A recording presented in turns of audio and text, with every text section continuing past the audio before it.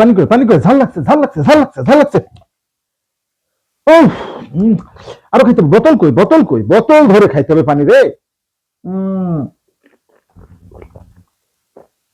ও মামারা, ঝাল চরম ঝাল লাগছে। লিটন কুমার দাস পিএসএল দল পাইছে। High high high.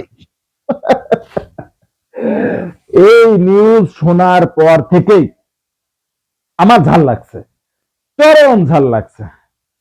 আল্লাহ, লিটন কুমার দাস পিএসএল চান্স পাইছে ভাই। যেই লোকটা 2 দিন আগে চ্যাম্পিয়ন্স ট্রফির দলে সুযোগ পাইলো না, জায়গা পাইলো না, সেই লোকটা রাতারাতি পিএসএল দল পাইলো। করাচি কিংস তারে কিনছে $25,000 দিয়ে সিলভার ক্যাটাগরিতে। লিটন কুমার দাস পিএসএল মাথাইতে যাবে। তাহলে এই লোকটা চ্যাম্পিয়ন্স ট্রফিতে কেন সুযোগ পাইল না? এখন গাঞ্জা খাইছে কারা? বিসিবির কর্মকর্তারা নাকি ওই করাচি কিংসের কর্মকর্তারা? এইটা একটা বড় ফ্যাক্ট। তবে তার আগে আর একটা ব্যাপার আছে, সেটা হলো চ্যাম্পিয়ন্স ট্রফির দল ঘোষণার সময় কিন্তু লিটনের ব্যাট একেবারেই জিরো ছিল। মানে ব্যাটে গেলেই কোনোভাবেই ফর্ম আসতেছে না। টেস্টের মতো চেষ্টা করছে, টি-20-র মতো চেষ্টা করছে, ওডিআর মতো চেষ্টা করছে, বিভিন্ন ভাবে চেষ্টা করছে, কোনোভাবেই কোনো কাজ হচ্ছিল না। একেবারে কোনোভাবেই ফর্মে ফিরতে পারছিল না লিটন। কিন্তু যেই চ্যাম্পিয়ন্স ট্রফির দল ঘোষণা করা হলো, সেই দিনই লিটন কুমার দাস একেবারে সেঞ্চুরি করে ফেললো। শুধু সেঞ্চুরি না, অনেক বড় সেঞ্চুরি।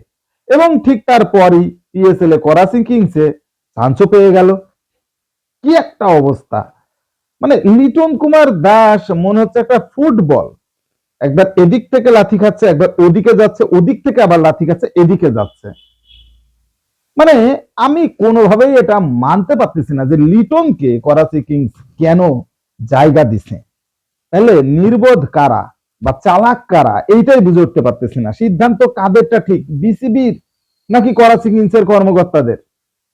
বিসিবির বাতিল রিজেক্টেড প্লেয়ারকে করাচি কিংসের যারা কর্মকর্তা আছে তারা কিনলো কিভাবে? এখানে তো টাকা দিয়েও ঢোকার কায়দা নেই। যে লিটনের মানে অনেক টাকা আছে, ঠিক আছে, টাকা দিয়ে ঢুকে গেল, বিষয়টা তো তেমনটা না। লিটনের দলে ডেভিড ওয়ার্নারের মতো প্লেয়ার রয়েছে ভাই।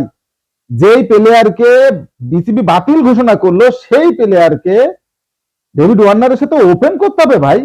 আর একটা বিদেশি প্ল্যাটফর্মে, পাকিস্তানের প্রিমিয়ার লিগে সেই লোকটা সুযোগ পেল। এটা কত বড় একটা ব্যাপার।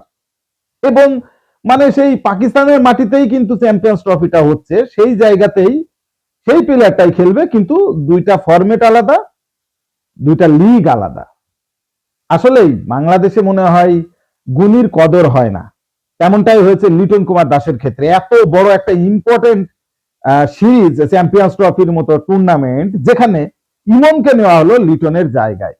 ইমনকে নেওয়া হয়েছে, যেই প্লেয়ারটা কিনা সর্বোচ্চ সম্মান দিয়ে কথা বলছে, যে প্লেয়ারটা কিনা এখনো পর্যন্ত ডেবুই হয়নি, একটা ম্যাচও খেলার অভিজ্ঞতা নেই, আন্তর্জাতিক ম্যাচ, সেই প্লেয়ারকে সুযোগ দিল বিসিবি। অথচ অভিজ্ঞ একজন batsman, opening batsman Liton Kumar Das, তাকে থোড়াই কেয়ার করলো বিসিবি, তাকে গুনলই না, তাকে রিজেক্ট করে দিল যে ভাই তুমি বাতিল, তুমি আজ থেকে আর আমাদের সাথে নাই, চ্যাম্পিয়ন্স ট্রফির দলও তুমি নাই। সেটার আবার ব্যাখ্যাও দিছে।